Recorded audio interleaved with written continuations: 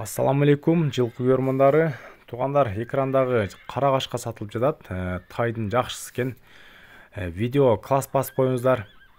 Мен тайдын маалыматын азыр мага келген маалыматты окуп берейин. Өзү 1,5 жаш палтарашка экен. Боюн бийиктиги 1,63 см экен. 1,63кө өлчөп аласыздар. Породасы Россиядан келген. Өзү үйрөтүлүп минилиптир. Колго жоош, ден соолуктары 4 казыгы таза, 4 казыгы тең тегерек туяк болгон. Ушундай курсактуу өсө турган мойун узун жылкы издегендер болсо ээсине байланышасыздар. Өспүрүм тайдын баасы $4500 бааланды.